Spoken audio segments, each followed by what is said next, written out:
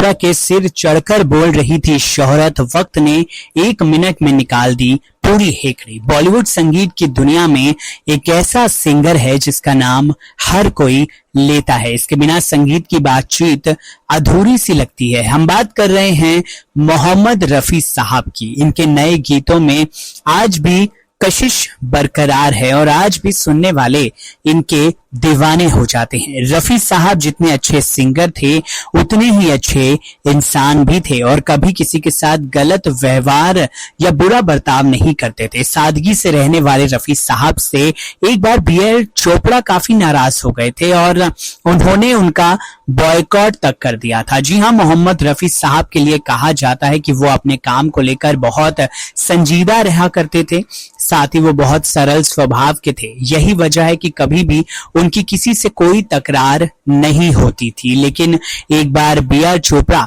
Ego सामने आ गया था, यही उनके लिए परेशानी भी बन चुका था। जी हाँ, भारतीय सिनेमा में बी.आर. चोपड़ा एक बड़ा नाम रहे हैं। उनकी बनाई कई फिल्में आज भी याद की जाती हैं। 15 अगस्त 1954 को बी.आर. चोपड़ा फिल्म नया दौर लेकर आए थे। दिलीप कुमार, वैजयंती माला, अजीत जीवन, जॉनी वॉकर जैसे कलाकार इस फिल्म में शामिल थे।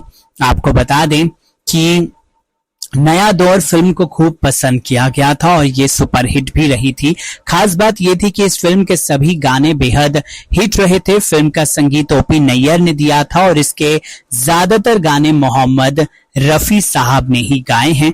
बी.आर. चोपड़ा की फिल्मों का सफल होना भारतीय सिनेमा को आगे बढ़ा रहा था, लेकिन साथ ही कहीं ना कहीं उनमें घमंड आ रहा था। कहा जाता है कि फिल्म नया दौर की जो टीम थी उसके साथ वो एक कॉन्ट्रैक्ट साइन करना चाहते थे, जिसके तहत वो सभी किसी और प्रोडक्शन हाउस के साथ काम नहीं कर सकते थे। कॉन्ट्रैक्ट का प्रस्ताव लेकर बी.आर. चोपड़ा रफी साहब के पास गए, लेकिन रफी साहब को कॉन्ट्रैक्ट वाली बात समझ नहीं आई। ऐसे में उन्होंने बड़े सम्मान के साथ चोपड़ा साहब को कहा कि वो जनता की आवाज हैं और वो हर निर्माता निर्देशक के लिए काम करेंगे। रफी साहब ने बड़ी नर्मता से अपनी बात रखी थी, लेकिन बी.आर. चोपड़ा साहब को ये बात अखर गई। उन्होंने अपनी फिल्मों में रफी को ना लेने का फैसला कर लिया। साथ ही उन्होंने बाकी निर्माताओं को भी ऐसा करने के लिए कह दिया।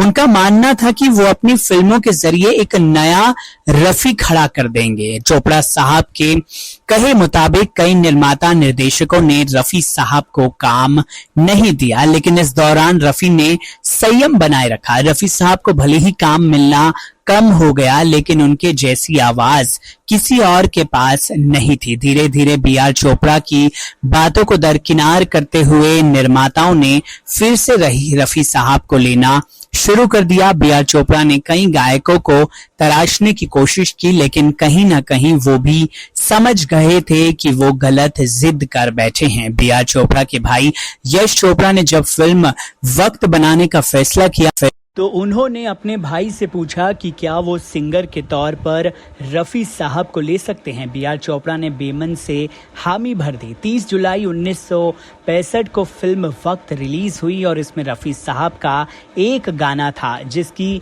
Line B R. चोपड़ा के लिए करारा जवाब थी। वो गाना था, वक्त से दिन और रात, वक्त से कल और आज, वक्त ही हर शय गुलाम, वक्त का हर शह पे राज। रफी साहब ने बिना कुछ कहे सिर्फ अपने गाने से बी.आर. चोपड़ा को करारा जवाब दे दिया था। साथ ही ये भी साबित हो गया था कि समय के आगे सब छोटे हैं, ना अच्छा समय रुकता है और ना ही किसी का बुरा समय रुकता है। आपको कैसा लगा रफी साहब के बारे में ये किस्सा, कमेंट सेक्शन में जरूर बताइए। साथ ही चैनल को सब्सक्राइब जरूर कर लीजिए। नमस्कार।